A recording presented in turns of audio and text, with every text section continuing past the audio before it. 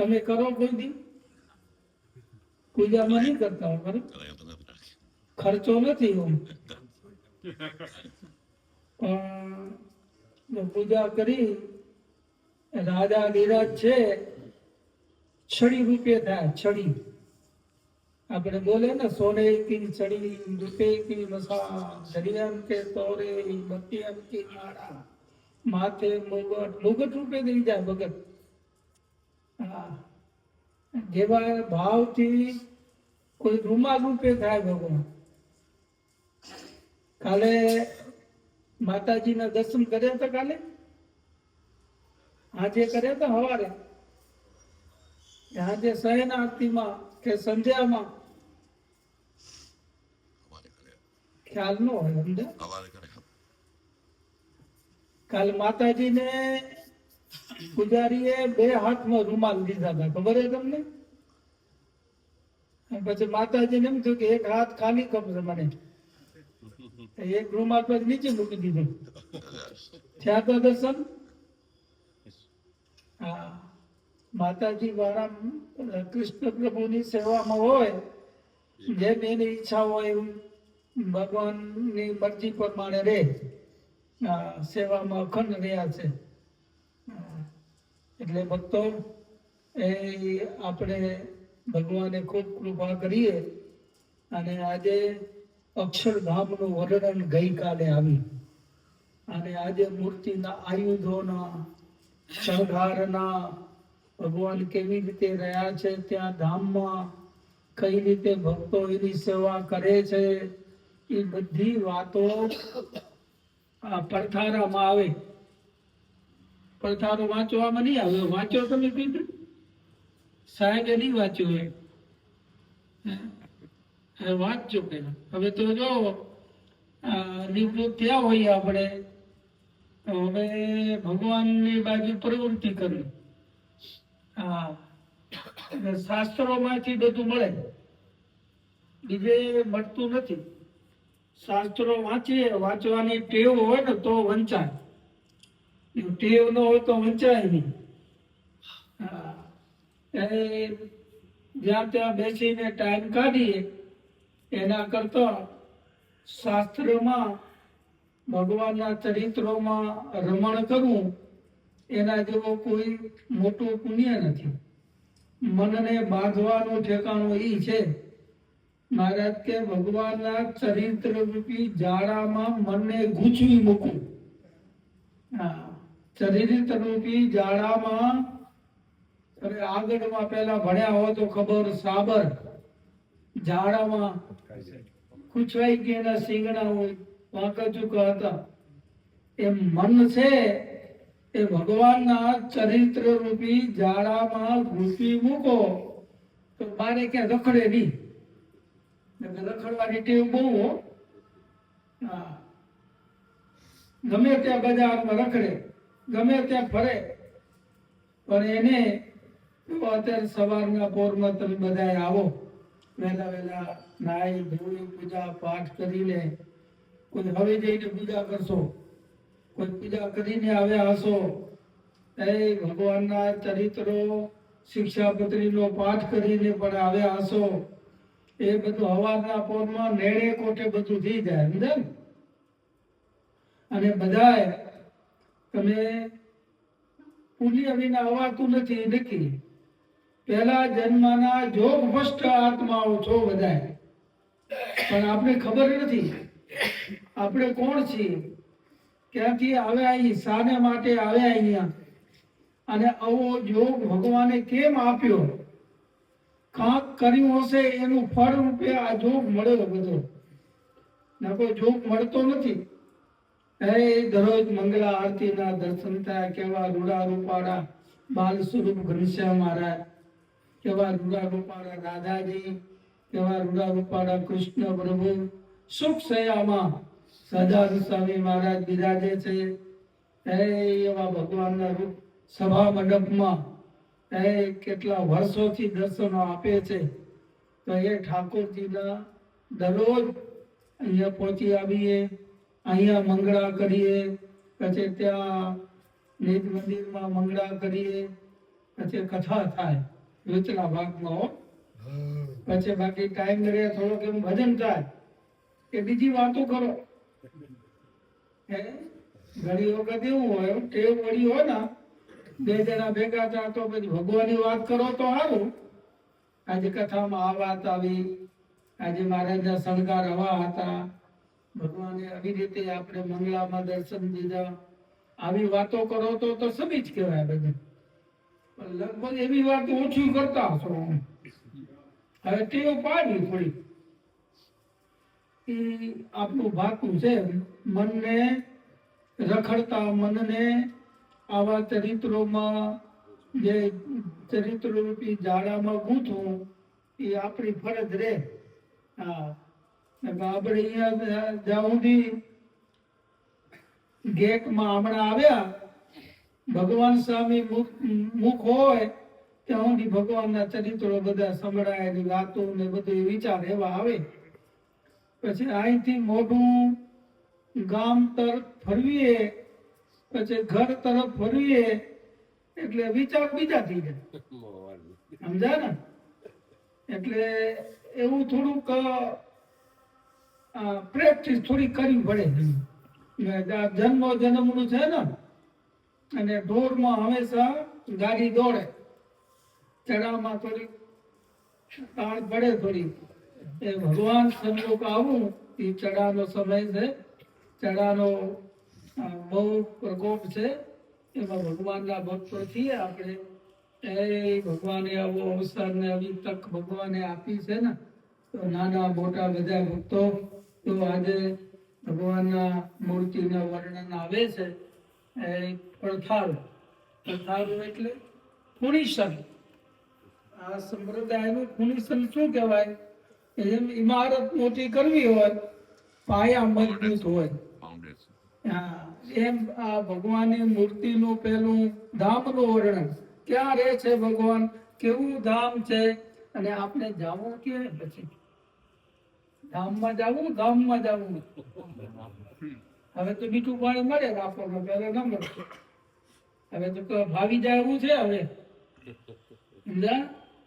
પણ ગામ એ ગામ છે ને ધામ એ ધામ છે. હો, અનંત ગણું સુખ, અનંત ગણી સામર્થ્ય, અનંત મુક્તો જે ભગવાનની સેવામાં રહ્યા છે એની સાથે આપણીની પંક્તિમાં બેસવું છે. તો એના જેવા વિચારો, એના જેવું વર્તન, એ ભજન ભક્તિ કરીને આપણા જીવને ભગવાનની સન્મુખ વારશું તો એ રહેવાની મજા આવશે. નકો ત્યાં રહેવાની ઈચ્છા ન થાય. હો, બારે ભાગવાની મરજી થાય. ઘણી વખત સભામાં આપણે બેઠા હોય, થોડો ટાઈમ વધુ થઈ જાય કે કાંઈ મનને ગમતું ન હોય તો સભાને ઉઠાડી દે. સમજાય ને? કોઈ વ્યસનની ટેવ પડી હોય, એ સભાની આગળ બેઠા હોય હો, પણ ટેવ પડી હોય તો ઉઠાડી જાય. 2 ઇંચની હોય પણ 5 ફૂટના માણસને ઘડી જાય. બીજા જ્યાં માણસો બેઠા ઘણી જાય. હો, આવો બળ છે એમાં તાકાત. એટલે ભગવાનના ભક્તો છીએ. ભક્તો આપણે થોડી વિચાર શક્તિ રાખી અને ભક્તોના મુક્ત, અત્યારે સભામાં બેઠો છું, મુક્તના મંડળમાં બેઠો છું. અહીંયા વક્તા દ્વારા એ મહારાજ આપણે કહે છે. વક્તા દ્વારા એ શ્રીજી મહારાજ પ્રશ્ન પૂછે છે. એને મુક્તાન સ્વામી જેવા મહામુક્ત એ પ્રશ્ન પૂછે છે, એના જવાબ શ્રીજી મહારાજ આપે છે. ઈ સભામાં હું છું. ગવર્નરની સભામાં બેઠા હોઈએ, ખોટા વિચાર આવે કઈ? ગવર્નરની સભામાં ગમે ત્યાં બેહવા મળે. ઓના જોડા પડ્યા હોય ને ત્યાં ઉભવા જડે તો કેટલો કેપ હોય, હું ગવર્નરની સભામાં છું. આ સભા કોની છે? અહીંયા જો આ પાટલો છે, આ શું છે? ભગવાનનું પીઠસ્થાન છે, ભગવાનનું બેહવાનું આસન છે. આ બાજોટ સાથે પુસ્તક છે, પુસ્તક દ્વારા એ શ્રીજી મહારાજ બેઠા છે. વક્તા બોલે એટલે એના મુખ દ્વારા એ આપણે ભગવાન બોલતા હોય. અને આપણી બધા દાદા ખાતર, જીણાભાઈ, પર્વતભાઈ, મહામુક્તોની સભામાં અહીંયા બેઠા, એવી ભાવના હોય તો વિચારો આખા જુદા થાય. હું કોની સભામાં, કોની સાથે, કઈ રીતે, કયા ટાઈમમાં હું આ સભામાં બેઠો છું, આવા વિચારો ભગવાનના ભક્તોને કરવા. સંતની સભા છે, સંતની સભામાં મને બેવા જડ્યું. આવા મારા પુણ્ય ક્યાંથી કયો? સંતની સભામાં, સત્સંગીની સભામાં મારે બેસવાનો મોકો મળ્યો, મારે આવી તક મળી. હે જાતા રખડતો આત્મા, હે જાતા ભટકતો, હે આ જીવ, એ ફરતો ફરતો આજે ભગવાનને શરણે મને ભગવાને પોતાની સભામાં બેહવાનો મોકો આપ્યો છે. આવો મહિમા જીવમાં ભરાય ને તો અતિ આનંદ આવે. આનંદના ઉછાળા આવતા હોય. જેમ માણસને ઉલટીના ઉછાળા આવે, એ રોક્યું રોકાય નહીં, એ બારે કચરો નીકળે તઈ જ એને શાંતિ થાય. એમ આનંદના ઉછાળા જ્યારે આવે ને ત્યારે એને મોજ મોજ મોજ ને મોજ હોય. એવા મોજની સભામાં બધા ભક્તો આપણે અવસર, આપણે તક મળી છે. જોતામાં દિવસો હાલ્યા જાય હો. આજે દ્વાદશીનો દિવસ 12 છે. આજે પારણા તમે મનથી પણ કરાવજો સંતોને. ઠાકોરજીને થાળ કરીએ છીએ આજે સંતોને પારણા મારા તરફથી છે. માનસી પૂજામાં કરો ન કરો કઈ સંતોને જમાડતા નહીં જમાડો, હરિભક્તોને બધાને જમાડો. એમ કેમ લોભિયા કેમ થઈ જવા? માનસી પૂજામાં કેમ વાત બોલ? એક મણી કરતા સમજા રોજ માનસી પૂજા કરે, એમાં લોટ ને ધાન એક વધુ પડી ગઈ. લોટ ની વધુ પડી એટલે ઘીએ ઘણું ખપે, ગોળે ખપે, એલચી મસાલા ઘણા ખપે. લોટ ની ધાણ કાઢવા માંડ્યો. ભગવાને હાથ પકડ્યો કે મનના લાડુ મોડા સુકમ કરે. માનસી પૂજામાં મારે જ 2 વાતો લખી છે વચનામૃતમાં. બાહ્ય પૂજા અને માનસી પૂજા, બેનું ફળ હરખું હોય, પણ જેવી શક્તિ હોય એ પ્રમાણે કરું. આપણી શક્તિ બરાબર હોય અને હાવ માનસી પૂજા તે બતાવી તો ના હાલે ને, કાંક તો હરખું ખપે ને. બાહ્ય પૂજા અને માનસી પૂજા 3 વાના ખપે. એક રોમાંચિત ગાત્ર, ગદગદ કંઠ અને પ્રેમ મગન. એ તમારા મામા કે હગા વર્ષો પહેલા મળ્યા હોય અને અચાનક એમરજન્સી મળી જાય તો તમારે રૂવાડા કેવો ઉભા થઈ જાય. એવું રોમાંચિત ગાત્ર બને અને પ્રેમ મગન, આમ જરાય નહીં પ્રેમ, આંખો દ્વારા સમજાના શરીર દ્વારા આવો પ્રેમ વહતો હોય ને તો મારે કે બાહ્ય પૂજા અને માનસી પૂજા એનું ફળ હરખું કીધું. એટલે માનસી પૂજામાં કરવું કાંઈ, ઘણા કઈ કરો નથી કરતા. ગાડીમાં કઈ દોડાવવા લઈ જવા, કઈ ભેગા બિહારીને લઈ જવા, બીજે ગામ કઈ જાત્રાએ જવું, બીજે ફરવા જવું, કે આ ભગવાનને ભેગા રાખવાની ટેવ હશે ને ભગવાન રાજી બહુ થશે હો. અને આવી ટેવ ન હોય તો પાડજો ઘણી.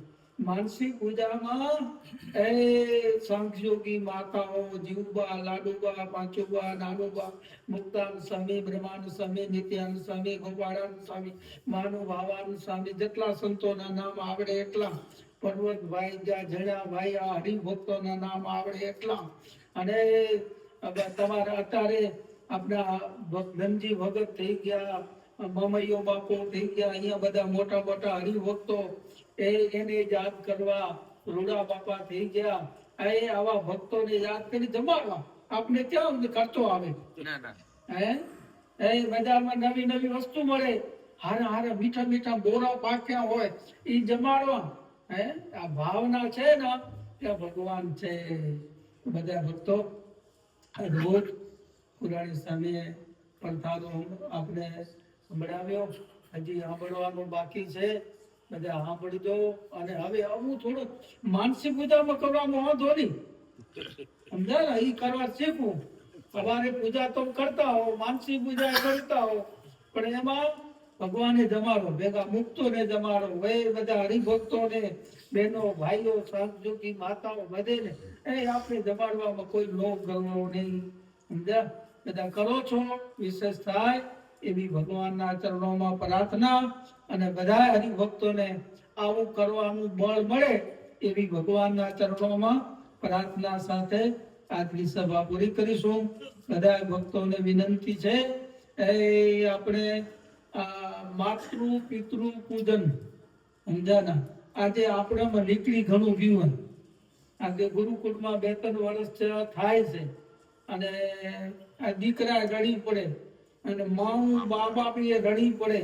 આ મા બાપનો પ્રેમ છે ને એ પાછો પ્રગટ કરવો હોય. આપણે કેમ થશે? આપણે જાશું, આપણે આવશું, આપણે જોશું તો આપણે ખબર પડશે. આજે માનુકો આ ગુરુકુળમાં આપણે કન્યા વિદ્યા મંદિરની દીકરીઓ ને એના મા બાપ છે ને એ ત્યાં ભેગા થવાના. આજે ત્યાં માતૃ પિતૃ પૂજન છે. રામજી બાપા આપણા ગુરુકુળમાં ઘનશ્યામ મહારાજ છે, એના અભિષેકના જજમાને, એના મૂર્તિના જજમાન પણ એ હતા. તો એને કીધું કે આવું છે મને, પણ આવી રીતે અમે કન્યા વિદ્યા મંદિરમાં હું કાર્યકર્તા છું, એટલે મારે ત્યાં ને માતૃ પિતૃ પૂજનમાં જવું પડશે. કે મેં કહું હમણાં ના આવો તો આવતે સાલે તો આવવું પડશે, કારણ કે 25 વર્ષ ઠાકોરજીના ગુરુકુળને થાય છે. તો કે આવતે વર્ષે ગમે એમ કરીને હું મેળ કરીશ, આવીશ. અને ઘનશ્યામ મહારાજનો સેવક છું એટલે સેવામાં આવીશ ને અમે આવીશ. કે તો ભક્તો, માતૃ પિતૃ પૂજન માટે ભગવાન સ્વામિનારાયણે 3 વર્ષ યાત્રા અટકાવી, એટલું સમજી જવું. 3 અનંત કોટી બ્રહ્માંડનો ધણી ભગવાન, એને પણ જો પોતાની મરજી હતી કે 8 વર્ષે જંગલમાં જવું ને જીવોના કલ્યાણ માટે ફરવું, પણ 8 વર્ષ માટે 3 વર્ષ અટકી અને 3 વર્ષ પાછા રહી અને મા બાપને ધામમાં મૂક્યા પછી એ ભગવાન પોતે વનવાસ લીધો, વનમાં જાત્રા જવાનો સંકલ્પ કર્યો. ભગવાને જાત્રામાં જવાની જરૂર નથી. અનંત કાળથી જે મુક્તો બધા તપસ્યા કરતા હતા, 9 લાખ જોગીઓ નવલખા પર્વતમાં, સમજાના એવા જોગીઓ અનંત જગ્યાએ ભરતા હતા. એને મોક્ષનું દાન દેવા માટે ભગવાન પધાર્યા. જે તીર્થોમાં અધર્મ હતો, અધર્મને ઉચ્છેદ કરવા માટે ભગવાને જાત્રામાં જવાનું કર્યું. બાકી ભગવાને જાત્રાને જવાનું કર્યું. અહીં અનંત કાળથી બધા તીર્થો કેવા થઈ ગયા હતા? શુષ્ક બની ગયા હતા. જે અનંત તીર્થો બધા ઉજળ બન્યા હતા, અને પાછું જીવન આપવા માટે ભગવાન જાત્રા માટે પધાર્યા. પણ મા બાપની સેવા કરીને એવું ભગવાન સ્વામિનારાયણની આજ્ઞા પડે એટલા માટે માતૃ પિતૃ પૂજન આપણા ગુરુકુળમાં આજે 700 વિદ્યાર્થીઓ ભણે છે. 700-1400 બધા આવશે, બીજા હગાવાલા આવશે એ જુદા, પણ છોકરાઓ 700 એ જુદા. 2,000-2,500-3,000 માણસો ભેગા થશે. બધા ભક્તો એમાં આપણે થોડી મદદ ટેકો દઈએ. ખાલી આપણે સભામાં જઈએ ને તો એ ટેકો કહેવાય, સમજ્યા ને? હા, તો એ બધા ભક્તોને ભાવભર્યું નિમંત્રણ છે, પધારજો બધા ભક્તો ઉપર. ભગવાન ખૂબ કૃપા કરે અને તમને પણ તમારા મા બાપ પ્રત્યે ભાવ સદાય માટે વધતો રહે એવી ભગવાનના ચરણોમાં પ્રાર્થના સાથે સભાને પૂરી કરીશું. સહજાન સ્વામિનારાયણ. બધા ભક્તોને જય સ્વામિનારાયણ.